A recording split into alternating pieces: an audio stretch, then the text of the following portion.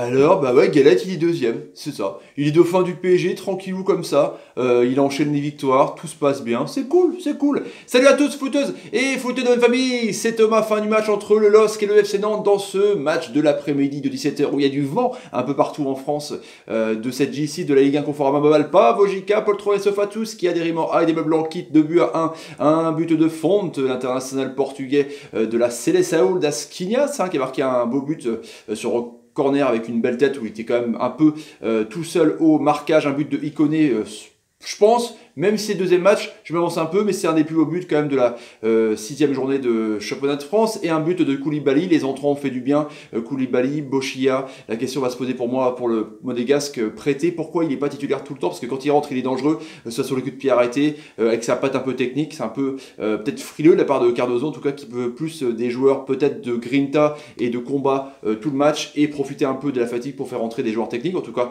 on va voir ça, les Lillois donc qui sont deuxième avec 13 points, 4 victoires, une seule défaite, c'est quand même pas mal je trouve, et un match nul, et les Nantais qui n'arrivent définitivement pas, qui restent sur des nuls seulement, ils n'avancent pas beaucoup, avec donc une 17e place, donc peut-être une place de relégable après les autres résultats de cette J6, et 5 petits points on a vu justement sur le terrain avec une équipe lilloise un peu classique, sauf toujours Rémi un peu remplaçant, il a joué que 6 minutes, ce qui avait 6 minutes d'arrêt de jeu, il y avait Maignan dans les buts évidemment qui a fait des grands arrêts, dont un arrêt de ouf à la fin sur le tir de Bochia, donc il a sauvé un peu les 3 points. Célic très très bon, Balotouré de l'autre côté qui monte de ouf, Balotouré a fait un grand match avec des embardés de dingue, Soumaoro et Fonte, la défense centrale c'est quand même du costaud solide, franchement c'est le cas de le dire. Mendes, Sheka, Iconé, donc l'ancien Montpellierin et PSG en rôle de numéro 10, même si lui aussi pareil c'est un feu follet, il peut aller manger la craie quand Pépé va compenser un peu derrière l'attaquant, donc justement Pépé qui a été énorme, qui a donné beaucoup,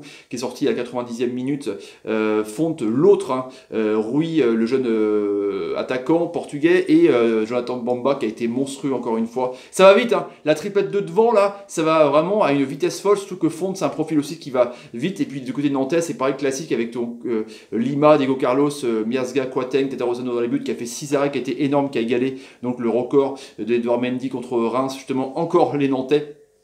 Dans l'autre sens, Krin Mutusami, rongé donc en pointe haute d'un triangle défensif quand même, il a un peu baladé partout comme je vous dis à chaque fois. Waris sur une aile qui a loupé vraiment une frappe tout seul qui aurait pu amener le 2-2. À la fin, ils auraient pu avoir le match nul, ils n'ont rien lâché en tout cas les Nantais Evangelista et Salah. Dès le début du match, on voit que Lille elle joue vraiment en contre. Lille montre un pressing assez intéressant. C'est Lille qui domine de dingue. Franchement, c'est assez criant. Nantes a du mal à marquer son jeu, a du mal à jouer autrement que latéralement. C'est bizarre, ils ont du mal à percer, ce que je vous dis, le pressing lillois est tellement haut, et on voit que justement sur une belle frappe de Pépé avec une élimination de 2 joueurs, il rentre dans la surface de réparation, déjà première parade de Tatarusanu. Pépé il est chaud patate sur un corner dès la 9e minute, c'est concrétisé justement par une tête de Fonte qui était un peu tout seul au marquage, il envoie un coup de canon dans un peu lobé là dans le but de Tatarusanu qui était un peu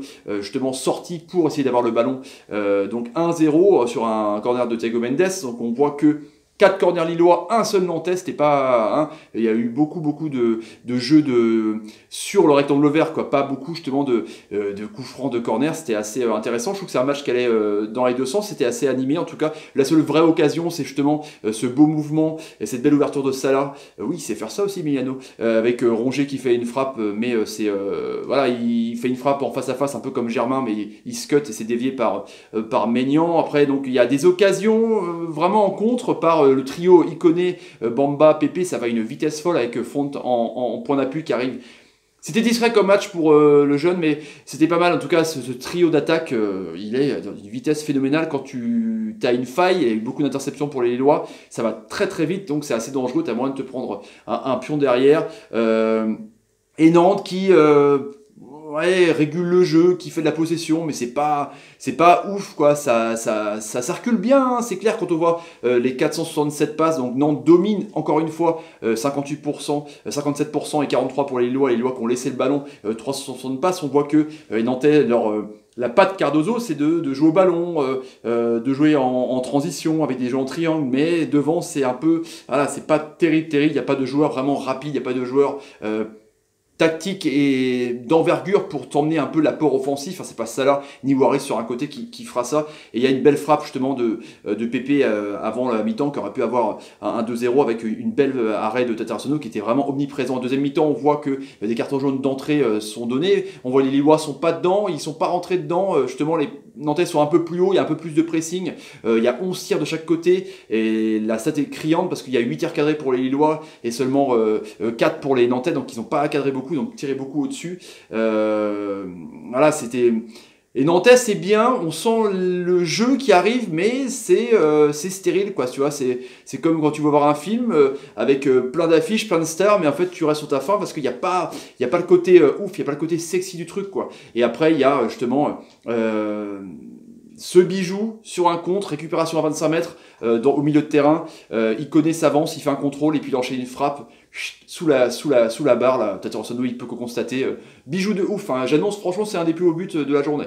Hein? Oui, je m'annonce. Mettez dans les commentaires ce que vous en pensez, justement. Donc 2 buts à 0. Et on voit que, justement, il y a toujours pas grand chose de Nantes, il faut vraiment qu'il y ait les rentrées, donc je vous dis de Koulibaly, les rentrées de Bochia pour emmener un petit peu de choses. Arojo lui rentre aussi dans la place, et puis lui justement il fait une superbe belle frappe avec un beau mouvement de Bamba et il connaît, ça touche le poteau de Tata Arsenault, comme Tata Arsenault vraiment a du bol, et on voit que Bochilia tente des trucs de ouf justement sur un centre. La défense lilloise arrive du mal à la défendre et Koulibaly débarque et trompe 2 buts à 1. Koulibaly est très très bonne entrée franchement. Voilà, il a fini ses problèmes avec ses coups de marteau. En tout cas, après Bochia, il y a un peu le show vers la 80e minute où il tente vraiment une frappe de dingue, hein, avec une parade de ouf, et puis Waris pareil, qui loupe aussi un truc tout fait, il cadre pas, mais en tout cas la parade de Maignan à la fin sauve clairement les 3 points parce que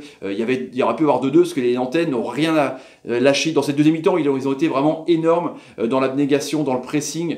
Avec les rentrées, j'insiste, et je pose la question chez mon supporter nantais qui regarde la vidéo, pourquoi Bochia n'est pas titulaire d'entrée? Pourquoi tu mets pas Bochia en numéro 10 et faire reculer Rongier et sortir un des milieux de terrain, même si Moutoussamy a été pas mal, Moutoussamy aurait pu être victime sûrement d'une main que Sheka demandait, mais il n'y avait rien. Mais pourquoi il n'est pas titulaire? Parce qu'il est énorme quand il rentre, quoi. Après, c'est peut-être dû à la fatigue un peu des adversaires, mais je trouve qu'il est vraiment bon. En tout cas, un Lille appliqué, qui a laissé le jeu. Galtier à Saint-Etienne, c'est pareil, il avait plutôt un jeu costaud et avec des flèches devant qui allaient en contre. Là, c'est pareil, ça marche bien. Par contre, en construction de jeu, c'est pas non plus dingue, hein, ça va surtout sur les failles des adversaires. La défense fonte, Samuel Haro, c'est du costaud. Justement, il y a eu 19 centres quand même pour Nantes, donc dans la boîte de nuit, c'est quand même des mecs qui dégagent et qui sont une bonne assurance et qui rassurent un peu son milieu de terrain. Justement, c'est bien de dire que quand tu perds le ballon, tu as 2 Golgoth comme ça, des videurs de boîte assez intéressants. Et puis du coup, Nantes qui n'y arrive pas parce que je vous dis, ça manque d'allant offensif, ça manque de joueurs techniques, et je pense que Bochia pourrait être celui-là. Voilà le débrief du soir, les amis. Si vous avez envie de vous abonner à la chaîne, n'hésitez pas. Tapez sur ma ganache, Mathéo, 13 000 abonnés, je vous en remercie. Partagez la vidéo sur Facebook et Twitter. Suivez-moi sur Twitter et Facebook, c'est comme ça, c'est le nerf de la guerre. Ouais, abonnez-vous à mon nouveau Snapchat, Thomas Parle Foot, dans la description. Les petits amis, mettez des commentaires sur la prestation de Lille et la prestation de Nantes. Et mettez des pouces quand l'ami, par exemple, l'ami Valentin Rongier vous fait une bonne passe. Merci Valentin, t'es un génie. Ou l'ami Jonathan Bomba vous fait une bonne passe. Merci. J'attends, t'es un génie. Allez les amis, je vous laisse. Salut, salut, salut et salut. Ouais, Galette, il est deuxième, mine de rien. Ouais, c'est comme ça marche bien, c'est cool.